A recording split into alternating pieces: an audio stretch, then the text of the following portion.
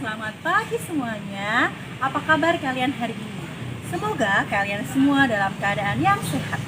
Hari ini kita bertemu kembali dalam kegiatan pembelajaran jarak jauh kelas 3. Baiklah anak-anak, sebelum kita memulai PJJ hari ini, kita berdoa terlebih dahulu. Kita siapkan hati kita untuk menyambut Tuhan pagi hari ini. Mari semua pejamkan mata dan lipat tangannya. Dalam nama Bapa dan Putra dan Roh Kudus. Amin. Selamat pagi Tuhan Yesus. Terima kasih untuk hari ini, untuk hari yang indah.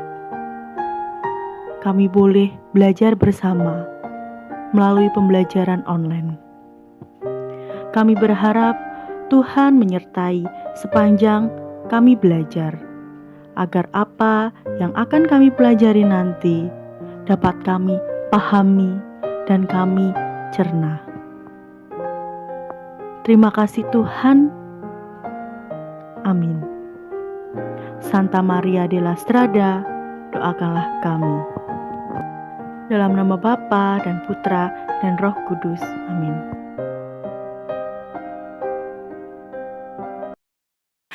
Anak-anak, hari ini kita akan belajar di tema E, subtema 4, pembelajaran 5. Tujuan pembelajaran kita hari ini diharapkan siswa mampu memahami pengertian kalimat saran dengan tepat.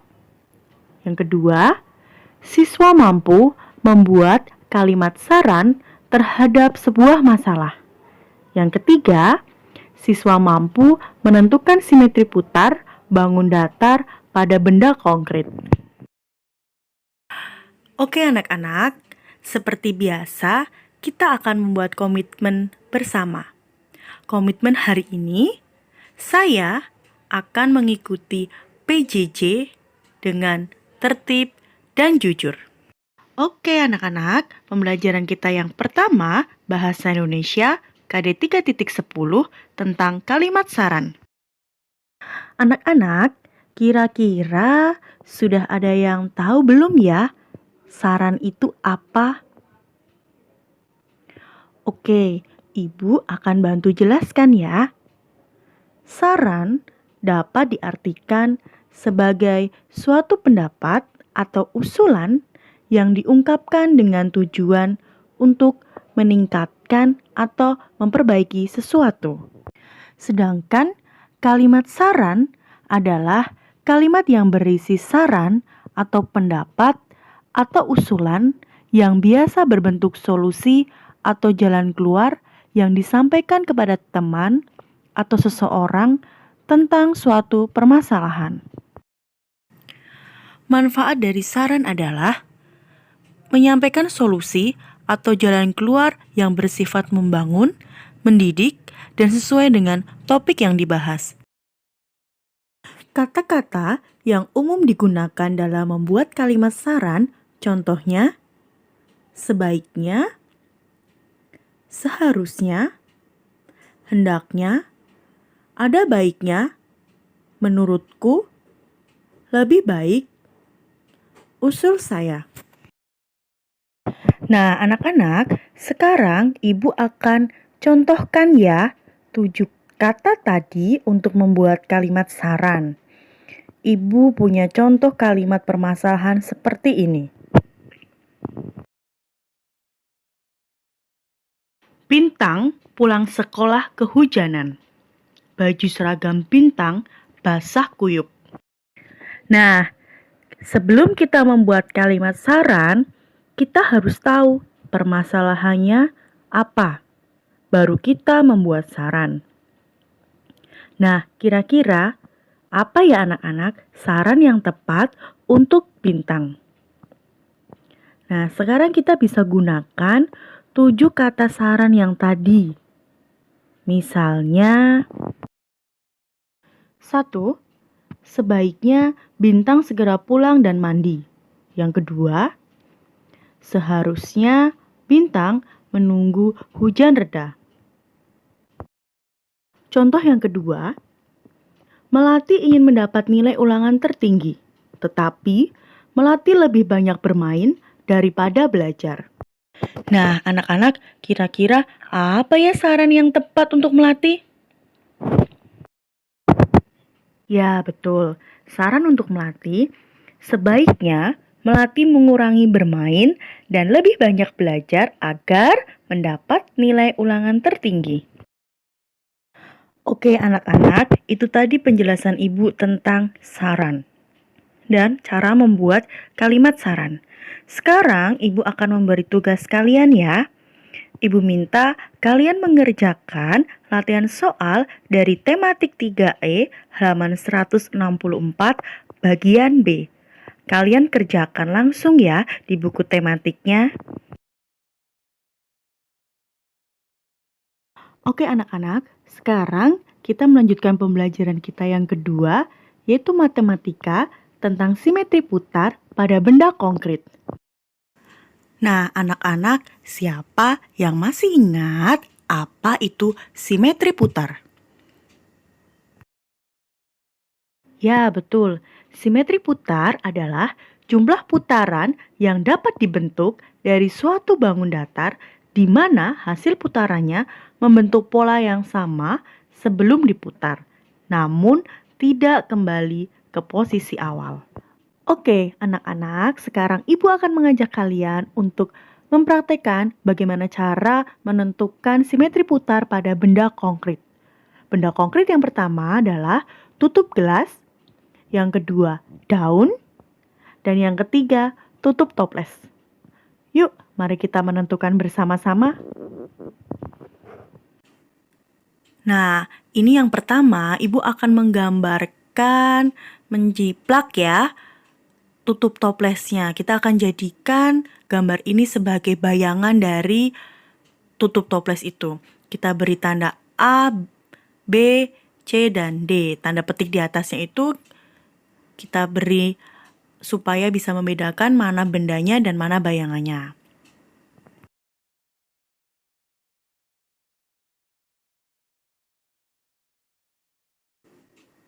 Kita beri nama sudut A, sudut B, sudut C, dan sudut D. Bayangan sudut A, bayangan sudut B, bayangan sudut C, dan bayangan sudut D. Nah, sekarang kita akan memutar. Putaran yang pertama, sudut A bertemu dengan bayangan B. Sudut B bertemu dengan bayangan C, sudut C bertemu dengan bayangan D, dan sudut D bertemu dengan bayangan A. Anak, bisa dilihat ya, pada putaran pertama ini kita tidak menemukan simetri putarnya. Nah, sekarang kita putar lagi. Putaran kedua, sudut A bertemu dengan bayangan C, sudut B bertemu dengan bayangan sudut D, sudut C bertemu bayangan sudut A, dan sudut D bertemu dengan bayangan sudut B. Nah, di sini kita ketemu ya simetri putarnya, baru ketemu satu. Sekarang kita putar lagi. Sudut A bertemu dengan bayangan sudut D, sudut B bertemu dengan bayangan sudut A, sudut C bertemu dengan bayangan sudut B, dan sudut D bertemu dengan bayangan sudut C. Tidak ketemu ya anak-anak simetri putarnya. Nah, ini putaran yang terakhir. Sudut A bertemu dengan bayangan sudut A, sudut B bertemu dengan bayangan sudut B, sudut C bertemu dengan bayangan sudut C, dan sudut D bertemu dengan bayangan sudut D. Ketemu ya anak-anak simetri putarnya? Jadi, tutup toples memiliki dua simetri putar. Nah, yang kedua kita akan menentukan simetri putar dari tutup gelas. Kita akan putar ke kanan pelan-pelan. Putar lagi. Oke anak-anak. Anak-anak bisa lihat ya, ketika kita memutar tutup gelas tersebut, ternyata tutup gelas selalu menempati dari bayangan tutup gelas itu. Itu artinya tutup gelas memiliki banyak simetri putar. Jadi, dapat kita simpulkan bahwa tutup gelas memiliki simetri putar yang tak terhingga.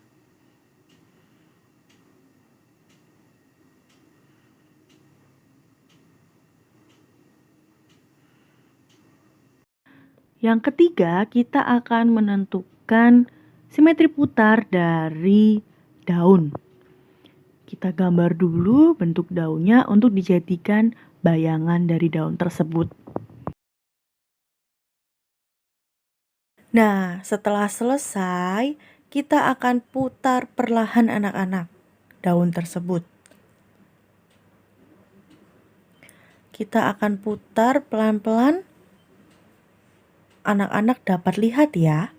Pada putaran pertama, kita tidak dapat menemukan simetri putar daun tersebut karena posisi daun tidak menempati sesuai dengan bentuk bayangannya. Ketika putaran kedua, kita juga tidak dapat menemukan simetri putarnya. Posisi daun tidak menempati sesuai dengan bentuk bayangannya. Posisi bawah itu masih belum penuh ya. Pada putaran ketiga, kita juga belum menemukan simetri putarnya. Nah, pada putaran keempat, kita bisa menemukan bentuk daun sesuai dengan bentuk bayangannya. Nah, tapi anak-anak harus ingat penjelasan ibu kemarin, yaitu jika kita memutar sebuah bangun datar dan mendapati bahwa bayangan seperti bangun semula hanya dapat kita peroleh dalam satu putaran penuh saja, itu artinya bangun tersebut tidak memiliki simetri putar. Jadi, bentuk daun tidak memiliki simetri putar ya anak-anak. Dan kalian harus ingat, tidak semua bangun datar memiliki simetri putar. Ada juga beberapa bangun datar yang tidak memiliki simetri putar sama sekali. Oke anak-anak, itu tadi kita sudah bersama-sama mempraktekkan cara menentukan simetri putar pada benda konkret. Sekarang, Ibu akan memberi tugas kalian. Kalian kerjakan tematik 3E halaman 165 bagian C menentukan simetri putar. Kalian tulis jawabannya langsung di buku tematik ya.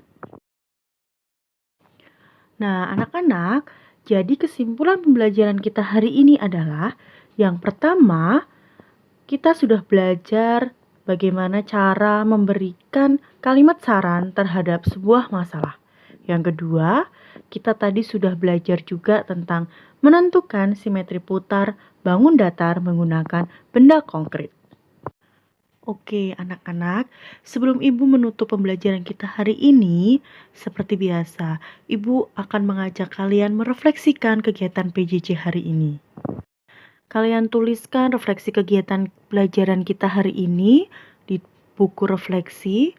Kalian tulis dulu komitmennya apa, kemudian merefleksikan selama pembelajaran hari ini apakah sudah sesuai dengan komitmen di awal kita tadi. Jika belum, kalian tulis aksinya, bagaimana cara kalian ke depan mewujudkan komitmen kalian dalam pembelajaran kita. Begitu ya anak-anak, kalian sudah paham kan cara menulis refleksi? Baiklah anak-anak, sebelum kita mengakhiri kegiatan PJJ kita hari ini, marilah kita bersama-sama menyiapkan hati kita akan menutupnya dengan berdoa bersama. Mari kita lipat tangan dan pejamkan mata, kita tundukkan kepala, kita siapkan hati kita menyambut Tuhan. Dalam nama Bapa dan Putra dan Roh Kudus, amin. Allah Bapa yang Maha Kuasa, kami mengucap syukur atas berkat-Mu sepanjang kegiatan belajar mengajar kami hari ini. Kami percaya Tuhan, Engkau selalu ada di antara kami. Dan kami percaya Engkau telah mengirimkan Roh Kudus kepada kami, sehingga kami semua dapat mengikuti jalannya kegiatan belajar mengajar ini dengan baik. Semoga apa yang kami dapatkan pada hari ini dapat bermanfaat untuk kami semua. Amin. Santa Maria della Strada, doakanlah kami. Dalam nama Bapa dan Putra dan Roh Kudus. Amin. Nah, anak-anak, selesai sudah pembelajaran kita hari ini ya. Semoga apa yang Ibu sampaikan hari ini dapat bermanfaat untuk kalian. Akhir kata dari Ibu, selamat belajar. Tuhan Yesus memberkati. Bye-bye.